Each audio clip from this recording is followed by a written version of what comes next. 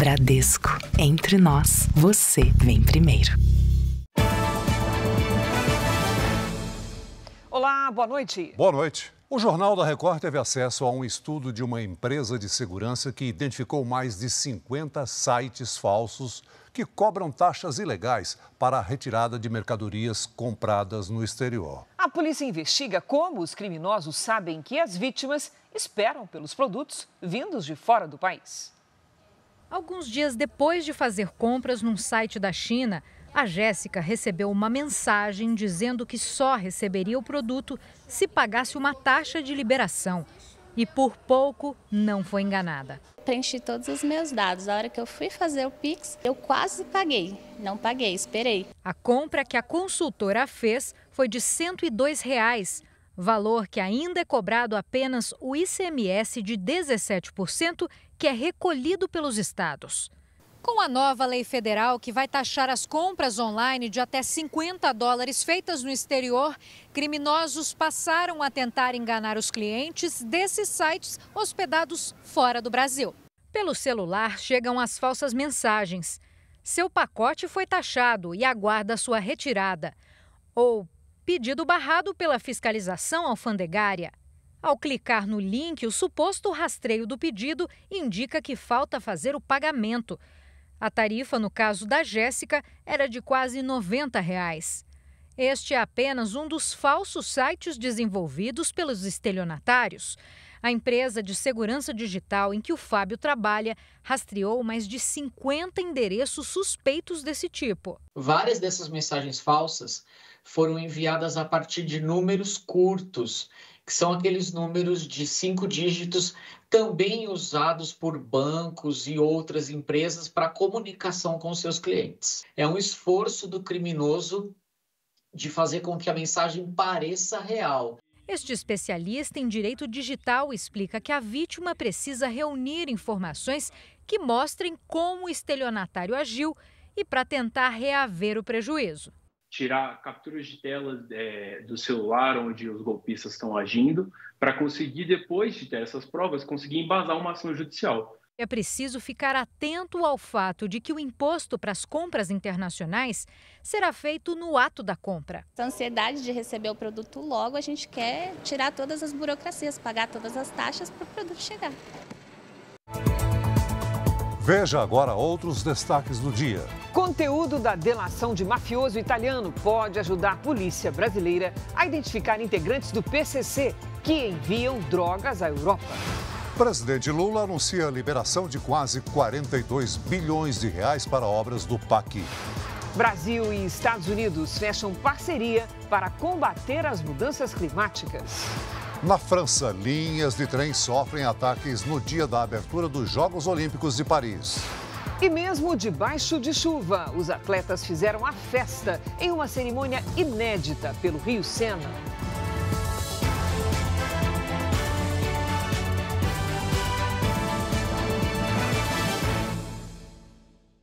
Oferecimento. Agora, a Casa de Investimentos do Bradesco.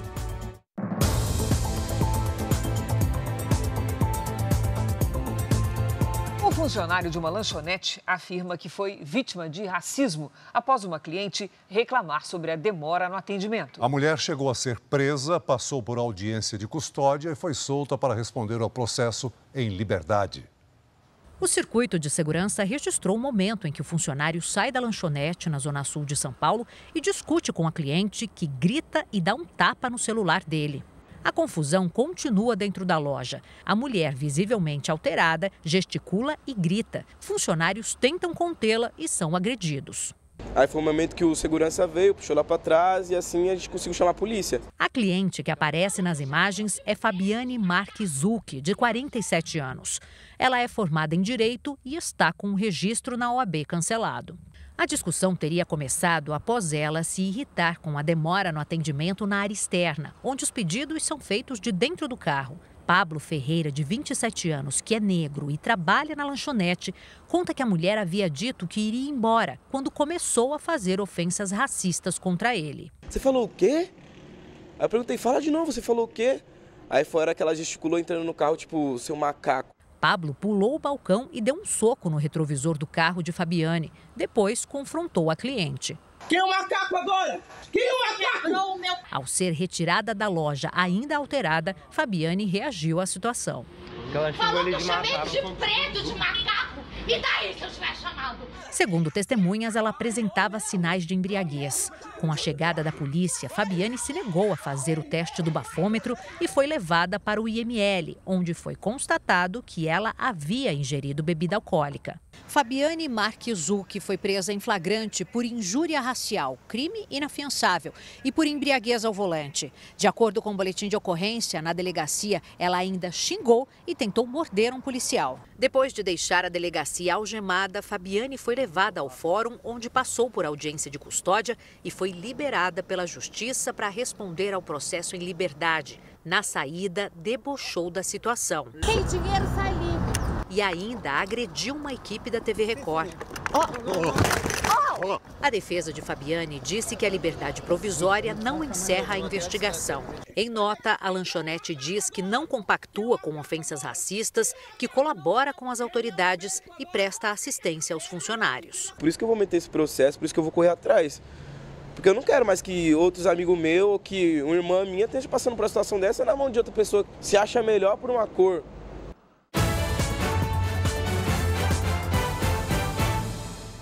O ex-presidente Donald Trump e o primeiro-ministro israelense Benjamin Netanyahu se encontraram hoje pela primeira vez em 4 anos. Benjamin Netanyahu desembarcou na Flórida para uma reunião na casa do candidato republicano. Donald Trump recebeu o premier israelense e a esposa Sarah, que entregaram ao ex-presidente a foto de uma criança mantida refém pelo grupo terrorista Hamas na faixa de Gaza. O fim da guerra em Israel e a libertação dos sequestrados foram os principais assuntos discutidos. Trump aproveitou o encontro para criticar a adversária democrata. Para ele, Kamala Harris desrespeitou Israel ao dizer que não ficaria em silêncio diante das condições humanitárias em Gaza. Já Netanyahu afirmou que espera que a visita aos Estados Unidos acelere um acordo com os terroristas e que o comentário da vice-presidente não atrapalhe as negociações. Trump também afirmou que sempre teve uma boa relação com o primeiro-ministro de Israel. Em 2021, o ex-presidente disse que Netanyahu cometeu um erro ao parabenizar Joe Biden pela vitória nas eleições e que não falava com ele desde então. Foi justamente durante o mandato de Donald Trump que Israel chegou a acordos diplomáticos históricos com países árabes.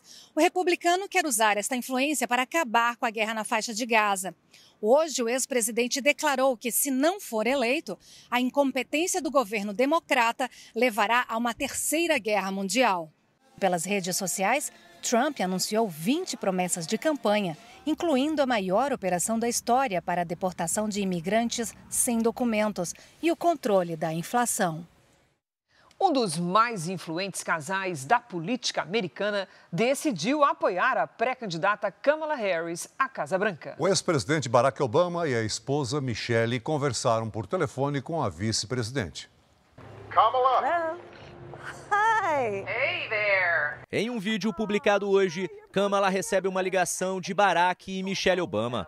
Nós ligamos para dizer que Michelle e eu não poderíamos estar mais orgulhosos em apoiar você. E vamos fazer tudo o que nós pudermos para que você passe por essa eleição e chegue ao Salão Oval, diz Obama. O ex-presidente escreveu em uma rede social que a conversa entre os dois teria acontecido há alguns dias e que ela seria uma presidente fantástica.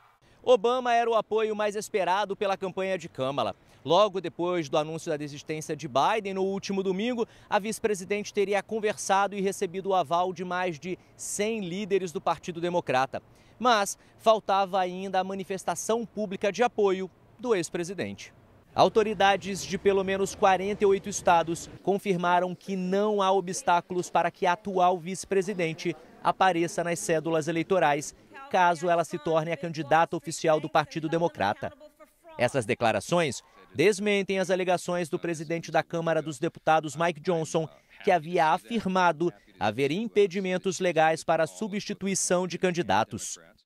45 mil agentes participaram da segurança do evento. Mesmo assim, horas antes da cerimônia de abertura, linhas de trem foram vandalizadas na França, o que afetou 800 mil passageiros. Uma multidão tomou as ruas de Paris. Hoje, todos os caminhos levavam para o Rio Sena. Mais de 300 mil pessoas acompanharam de perto a festa. Um forte esquema de segurança foi montado nas ruas que dão acesso ao Rio Sena. Por isso, para passar de bloqueios como esse daqui, só quem tem ingresso. 45 mil agentes participam dessa mega operação. No começo do dia, mesmo sob forte esquema de segurança, os trens de alta velocidade que ligam países e cidades da França até a capital foram alvos de ataques. Segundo autoridades francesas, cabos de fibra ótica que enviam informações sobre os trajetos foram destruídos, colocando em risco a segurança dos trens. 800 mil passageiros foram afetados com os atrasos e cancelamentos de viagens. Reparos de emergência estão sendo feitos pelas equipes técnicas. Grande parte do tráfego dos trechos afetados já está operando de forma parcial. Até o momento, ninguém foi preso. Com as muitas revistas e checagens, algumas filas se formaram. Houve muita reclamação. Esse casal de São Paulo pagou R$16 mil por cada ingresso e ficou horas esperando para chegar ao local. Já passamos por 3 filas. E aí agora nós estávamos certinho na fila e de repente todo mundo invadiu por todos os lados. Agora a gente nem sabe que horas consegue entrar, né?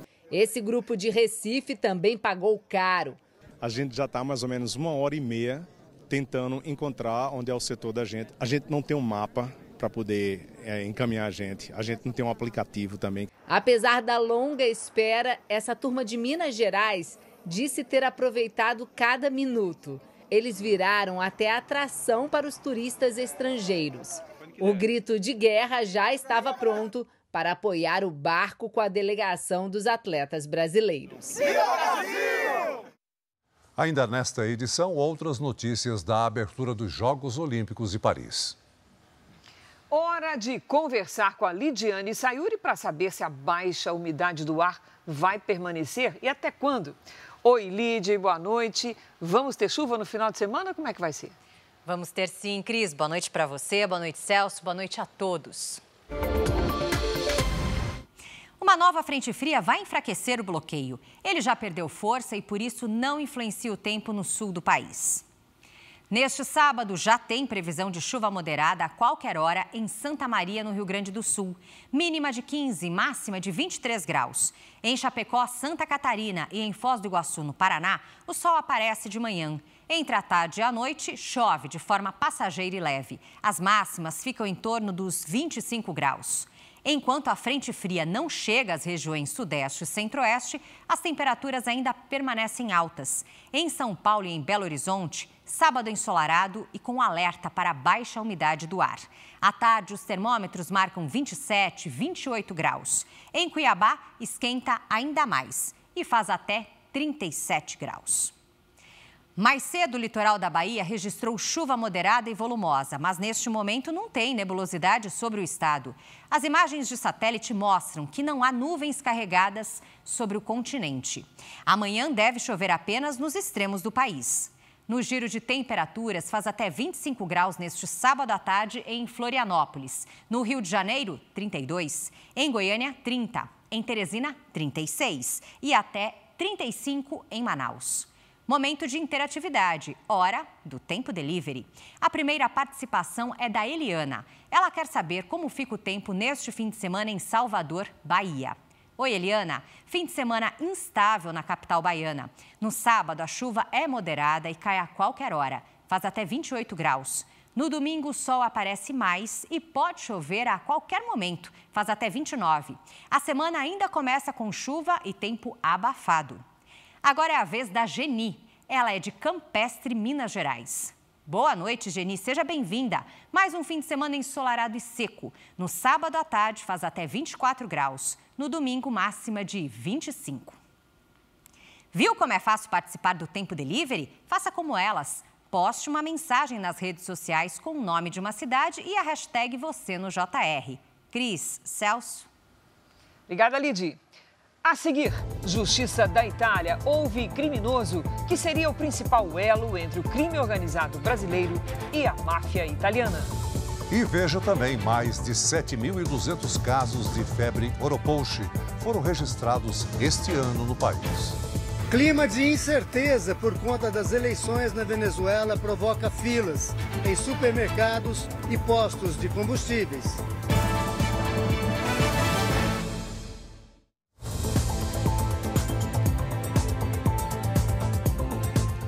Começaram a valer hoje na Venezuela as medidas restritivas para as eleições presidenciais de domingo. O país vive um clima de tensão por conta do receio de enfrentamento nas ruas. A população teme, inclusive, o risco de desabastecimento. Com o objetivo de manter a segurança e a ordem nas eleições, a venda e o consumo de bebidas alcoólicas foram proibidos, assim como o porte de armas. As medidas valem até segunda-feira.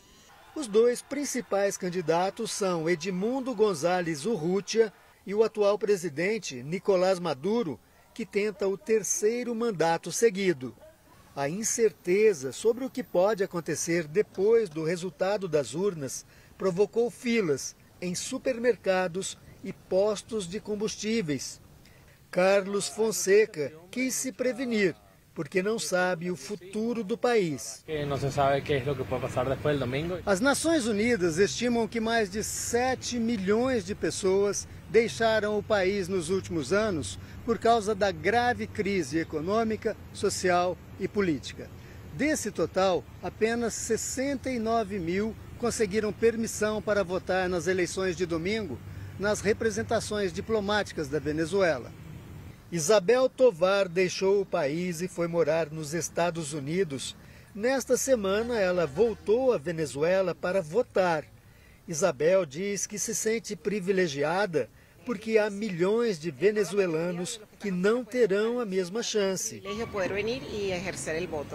O governo da Venezuela convidou 635 observadores internacionais para acompanhar a eleição. Hoje, um grupo de estrangeiros visitou uma sessão eleitoral junto ao presidente do órgão. Mas políticos colombianos que buscavam acompanhar as eleições dizem que foram impedidos de vir.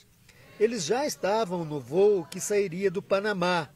Em apoio a eleições livres e democráticas, passageiros cantaram o hino venezuelano. A autoridade aeronáutica da Venezuela afirmou em um comunicado que as operações aéreas no país funcionam com total normalidade e acrescentou que esses políticos não foram convidados para observar o processo eleitoral. O assessor especial da presidência do Brasil, Celso Amorim, viajou hoje para a Venezuela. O primeiro-ministro israelense Benjamin Netanyahu confirmou hoje que vai enviar negociadores para Roma. Autoridades de Israel, Estados Unidos, Catar e Egito devem se reunir a partir de domingo na capital italiana. Os objetivos são tratar de um cessar-fogo na faixa de Gaza e da libertação dos reféns israelenses. Apesar das conversas, Israel não abre mão de só encerrar o conflito com o fim do Hamas. Hoje, o exército israelense anunciou que matou cerca de 100 integrantes do grupo terrorista em confrontos em Khan Yunis. A seguir, Parque Nacional dos Lençóis Maranhenses é reconhecido como Patrimônio Natural da Humanidade. E veja ainda, Brasil e Estados Unidos anunciam um acordo de cooperação para combater as mudanças climáticas. O governo federal anuncia a liberação de quase 42 bilhões de reais para o novo PAC, com obras em todo o Brasil.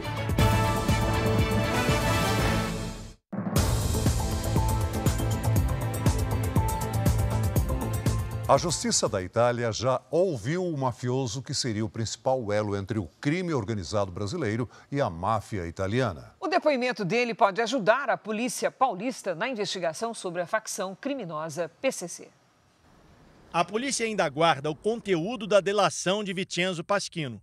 O mafioso, extraditado para a Itália em março desse ano, fechou acordo de colaboração com a justiça do país e prometeu contar como era a relação entre os criminosos brasileiros e a 'Ndrangheta, a máfia italiana. De acordo com as investigações, Pasquino foi enviado ao Brasil em 2017 para negociar o envio de cocaína para a Europa.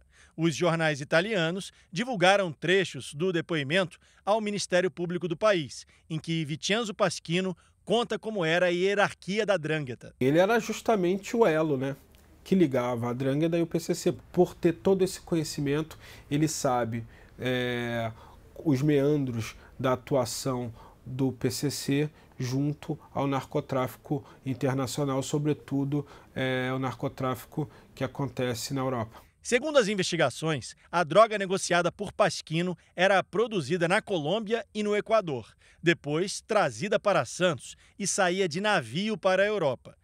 A polícia identificou o envio de 15 carregamentos de cocaína pelo PCC a mando da máfia calabresa.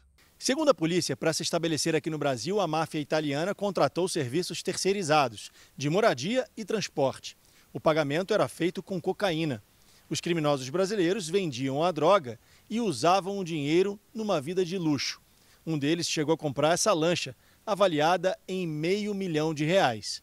A ostentação chamou a atenção da polícia.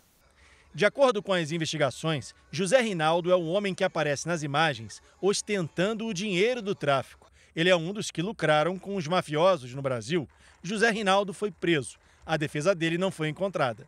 A polícia espera agora que o depoimento de Pasquino ajude nas investigações contra a maior facção criminosa do Brasil.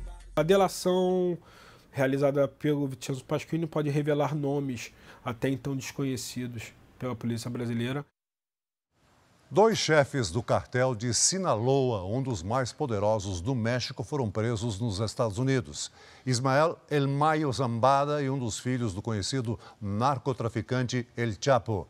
Os 2 foram detidos ontem ao chegar ao Texas num avião particular. Zambada e Joaquim Guzmán, filho de El Chapo, são acusados pelos Estados Unidos de liderar operações criminosas que incluem a produção e o tráfico de fentanil. O governo do México declarou que não participou da operação de captura. O governo federal anunciou hoje a liberação de quase 42 bilhões de reais para obras de mobilidade, prevenção a desastres naturais e saneamento básico em todo o Brasil. Mais de 300 cidades devem ser beneficiadas por estas obras. Os investimentos fazem parte do novo PAC, Programa de Aceleração do Crescimento do Governo Federal. Nesta fase serão destinados 41 bilhões e 700 milhões de reais, divididos em quase 10 bilhões para obras de mobilidade, 15 bilhões para obras de drenagem urbana, quase 6 bilhões para obras de abastecimento de água e 10 bilhões para obras de esgoto e saneamento básico. Também há previsão de 6 bilhões e meio de reais para ajudar na reconstrução do Rio Grande do Sul, devastado por enchentes. Todos os estados serão contemplados. Os projetos foram enviados pelos governos estaduais e pelas prefeituras. O que me interessa é se a obra é necessária, se o projeto é bem feito e se é uma obra de interesse do povo. Aí quem apresentar projeto vai receber recursos. É esse o critério. As obras contra enchentes devem beneficiar 190 cidades em todo o país. Abastecimento de água e obras de esgoto devem alcançar 25 estados. Estão previstos ainda projetos de transporte de média e alta capacidade, como metrô, VLT e BRT, além de corredores, faixas exclusivas e terminais. Durante a cerimônia de anúncio dos investimentos, sem citar nominalmente, o presidente Lula voltou a fazer críticas ao presidente do Banco Central, Roberto Campos Neto. Um cidadão jovem, bem-sucedido na vida, diz o seguinte: esse negócio do aumento do salário mínimo e a massa salarial crescendo pode gerar inflação. Ou seja, significa que para não ter inflação é preciso o povo ganhar pouco? É preciso? Será que essa pessoa não tem respeito? Será que as pessoas pensam que alguém ganha um salário mínimo porque quer ganhar um salário mínimo? Será que alguém pensa que a pessoa é pobre porque quer ser pobre? Não. Brasil e Estados Unidos anunciaram um acordo de cooperação para combater as mudanças climáticas e incentivar a geração de energia limpa. A parceria entre os dois países foi formalizada no Rio de Janeiro durante reunião de representantes do G20, grupo que reúne as maiores economias do mundo. O ministro da Fazenda, Fernando Haddad, e a secretária do Tesouro dos Estados Unidos, Janet Yellen, assinaram o documento. No discurso, Fernando Haddad destacou a escolha das questões do clima para estreitar as relações entre os dois países. Brasil e Estados Unidos comungam desse valor de que tem que envidar esforços cada vez mais consistentes no sentido de promover a mudança climática em várias áreas de atuação. O Tribunal Superior Eleitoral deu 5 dias para a Polícia Federal concluir o inquérito administrativo de agosto de 2021, que apura declarações do então presidente Jair Bolsonaro contra as urnas eletrônicas. A decisão do Corregedor-Geral Eleitoral, ministro Raul Araújo, é de 28 de junho, mas foi publicada na última quarta-feira. O inquérito precisa ser concluído pela Polícia Federal até quarta-feira. Procurada, a PF informou que não se manifesta sobre procedimentos em curso. Daqui a pouco você vai viver as emoções finais da série A Rainha da Pérsia. A trama bíblica impressionou os espectadores ao mostrar com qualidade de superprodução uma história de coragem e fé que transcende o tempo. O adeus de uma trama que emocionou o público. Se perecer, pereci, mas será pelo Senhor, meu Deus. Você imaginava uma repercussão tão grande quanto teve? Olha, a gente fica sempre na expectativa, mas é uma história tão forte, tão transformadora, que, sim, eu acreditava que ia tocar as pessoas. Clima de despedida já? Ai, meu Deus, nem me fale. A Rainha da Pérsia contou a história de uma órfã judia escolhida para se tornar a rainha de um império poderoso da antiguidade. E mais do que isso, mostrou como a jovem humilde ajudou a salvar o povo judeu de um massacre. Deus providenciou uma pessoa que vai nos ajudar. A Rainha da Pérsia se destacou pela grandiosidade dos cenários e o cuidado estético com cada detalhe. Dos objetos em cena aos figurinos, tudo nos ajudou a viajar no tempo. Mas a grande força da trama em todos os episódios é o poder dos ensinamentos da história de Esther. O poder de uma mulher é muito grande, mas ela tem que saber usar esse poder. Ela tem que saber ser uma mulher poderosa. Se ela não souber, ela pode destruir tudo. Meu Deus, me ajuda. A mensagem principal da Rainha da Pérsia é fé, é acreditar, é seguir, mesmo com dúvidas, mesmo na insegurança, mesmo nos momentos mais difíceis. O amor do rei Xerxes por Esther trouxe cenas comoventes. Qual é o seu pedido? Até metade do reino te será dado. Eu tô aqui, filha. Emoção também presente na relação da jovem com o primo que a criou, Mordecai. Uma história de superação do Mordecai, da Rainha Esther, de um povo que foi perseguido, maltratado. A Rainha da Pérsia está muito recheada ainda até o final. Quem está aqui do lado É minha filha. Eu não sei quem está aqui. Tudo isso que o André falou se estende dentro e fora de cena. Porque ele foi um grande companheiro. Meu Deus. Mas ele foi um grande companheiro. Foi uma história linda que a gente trilhou desde o primeiro dia. Eu senti muita saudade da minha menina. Último capítulo. Promete uma emoção diferente? Mas com toda certeza, porque ninguém espera em um lugar muito especial, com pessoas muito especiais. Nos vemos em breve.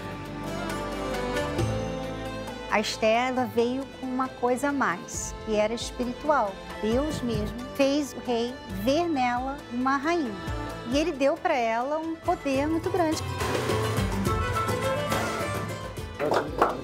Obrigado, meu. Vambora. Parabéns. Não perca o episódio final de A Rainha da Pérsia logo após o Jornal da Record. Veja a seguir. Ídolo do futebol, Zico tem a mala furtada na saída de hotel em Paris. Polícia prende quadrilha de São Paulo, especializada em roubar relógios de luxo no Rio de Janeiro.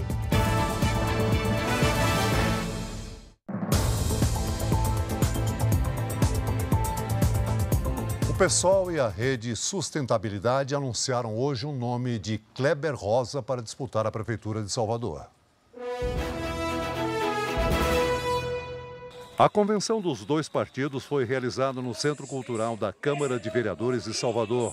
Kleber Rosa é cientista social e educador. Ele afirmou que tem como prioridade o apoio à população mais pobre. Uma política de geração de emprego e renda para a nossa população, porque o que dói na barriga é a fome. Então, o desemprego causa fome, desestrutura a família, compromete o desempenho da criança na escola, cria constrangimento público. Ontem, 13 partidos declararam apoio à reeleição do prefeito de Salvador, Bruno Reis, do União Brasil. Amanhã, o PSTU vai oficializar a candidatura de Victor Marinho. No início do mês que vem, serão oficializados os outros nomes na disputa: Giovanni D'Amico, do PCB, Eslane Paixão, da Unidade Popular e Geraldo Júnior, do MDB. No Rio de Janeiro, o PT, o PV e o PCdoB definiram hoje em convenção conjunta que vão apoiar o candidato à reeleição, prefeito Eduardo Paes, que não esteve presente. Paes já foi escolhido na convenção do PSD. Resta ainda a escolha do vice na chapa. Outros 3 candidatos já foram confirmados em convenção: Alexandre Ramagem, pelo PL, Carol Esponza, pelo Novo e Ciro Garcia, pelo PSTU.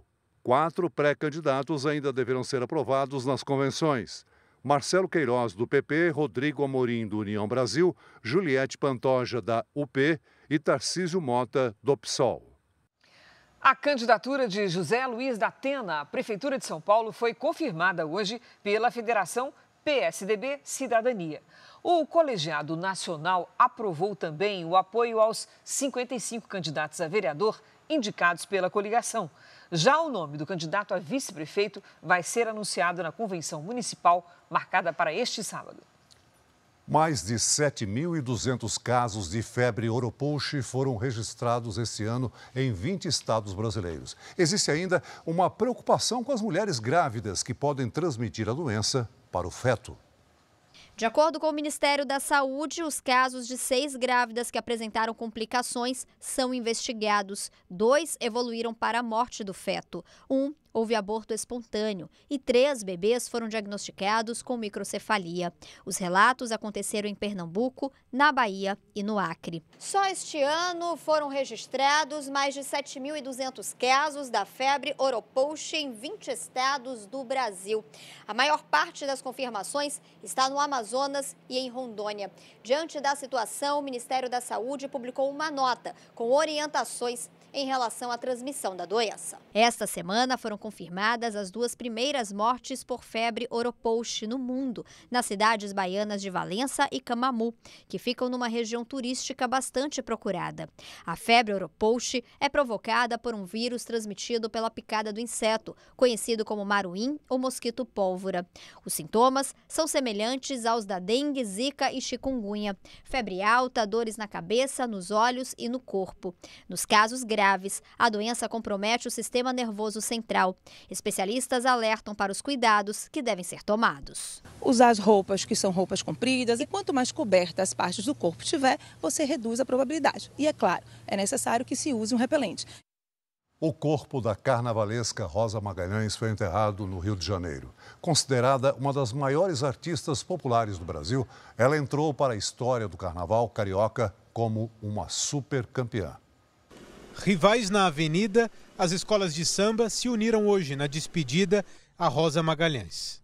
A carnavalesca morreu ontem, aos 77 anos, depois de sofrer um infarto em casa, em Copacabana, na zona sul do Rio. Referência de figurino e de cenografia, ela formou diferentes gerações de artistas do carnaval.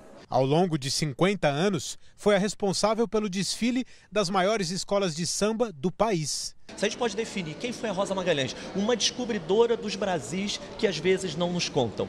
Considerada uma das maiores artistas populares do país, Rosa Magalhães foi a grande vencedora do Sambódromo do Rio de Janeiro.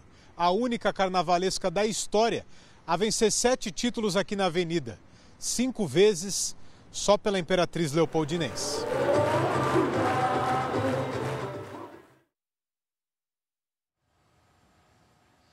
O artista plástico pernambucano José Borges morreu hoje aos 88 anos.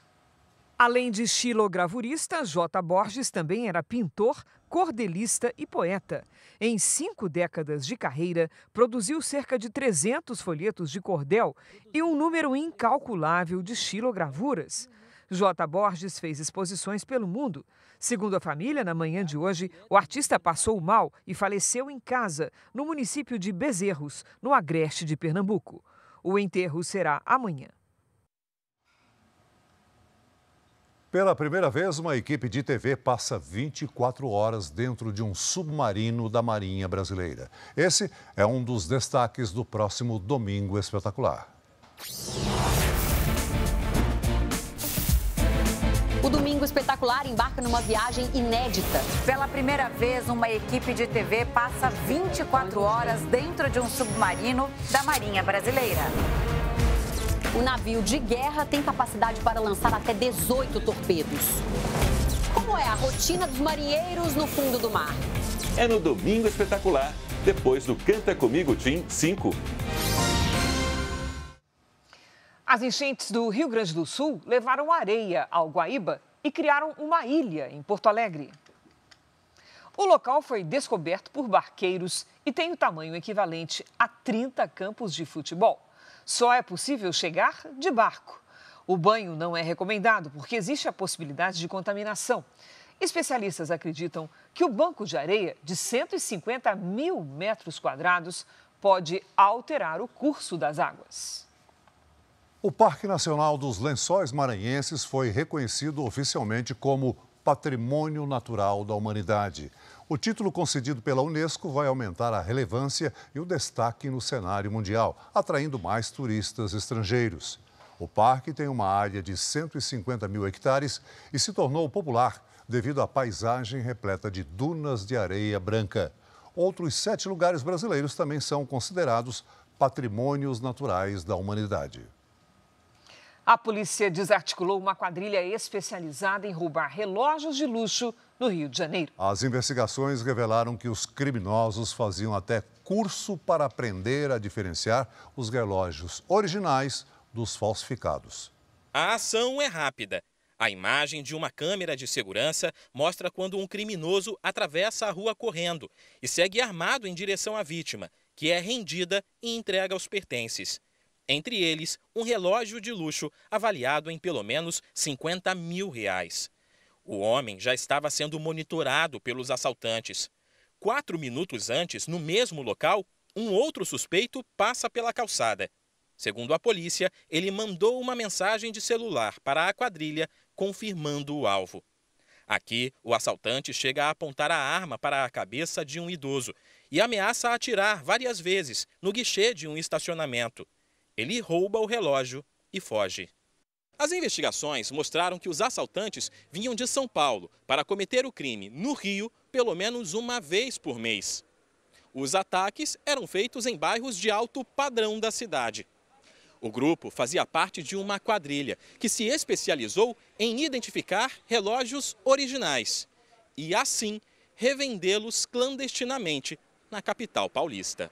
Eles faziam um curso, entre aspas, em São Paulo, entre eles, e que aprendiam a identificar símbolos do relógio, pulseiras, ou seja, para dar o bote certo. Dos 3 suspeitos já identificados, 2 foram presos quando se preparavam para fazer mais uma vítima. Antes da venda, os criminosos ostentavam os relógios nas redes sociais. Mostrava eles na noitada, bebendo, sempre mostrando os relógios. Então, isso ajudou a identificar os outros integrantes da quadrilha criminosa. Uma pessoa morreu e 2 ficaram feridas num acidente com 3 carretas no Rodoanel, na zona sul de São Paulo. Um dos baús caiu sobre a cabine de um dos caminhões. As pistas foram interditadas e um longo congestionamento se formou. No Rio de Janeiro, uma briga de trânsito acabou em acidente com 9 feridos. Um ônibus avançou e bateu nos carros que estavam parados no sinal vermelho. 10 veículos foram atingidos. Testemunhas disseram que momentos antes, um motorista de aplicativo e o condutor do ônibus discutiram. O governo federal publicou nesta sexta-feira uma série de medidas para evitar fraudes no Benefício de Prestação Continuada, o BPC. Ele é dado para pessoas com deficiência e idosos com 65 anos ou mais. Os gastos da União com Previdência e BPC subiram 48 bilhões de reais no primeiro semestre do ano. O ex-jogador de futebol Zico teve uma mala furtada na saída de um hotel em Paris. O valor do prejuízo foi de mais de R$1 milhão. Entre os bens furtados havia um relógio de luxo, um colar de diamantes, além de dólares e euros.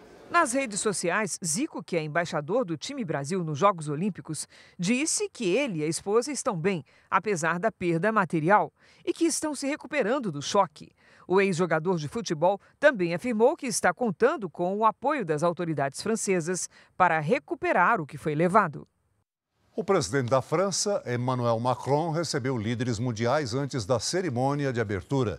A primeira-dama, Janja da Silva, representou o Brasil em Paris. Janja foi recebido por Macron e a primeira-dama francesa, Brigitte. Os 3 posaram para fotos em frente ao Palácio de Élysée, sede do governo francês. Também estiveram na recepção o chanceler da Alemanha, Olaf Scholz, o príncipe de Mônaco, Albert II, e a princesa Charlene. O presidente da Argentina, Javier Milei, e a primeira-dama dos Estados Unidos, Jill Biden. 3 atletas brasileiros que estavam impedidos de disputar os Jogos por não terem feito testes antidoping surpresa, conseguiram na Justiça liberação para disputar as Olimpíadas. Lívia Avancini, do arremesso de peso, Max Batista, da marcha atlética, e Igor Gabriel, do revezamento 4x100, entraram com recurso na Corte Arbitral do Esporte e conseguiram ser aprovados. A alegação era de que os atletas não tinham feito o número suficiente de testes antidoping antes da competição. A pira olímpica dos Jogos do Rio de Janeiro de 2016 voltou a ser acesa. A chama, que fica no centro da cidade, só vai ser apagada no encerramento dos Jogos de Paris.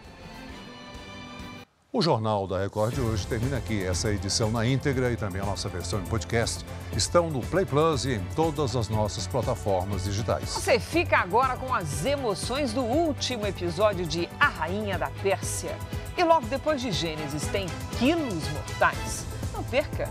Boa noite, bom final de semana para você. Boa noite.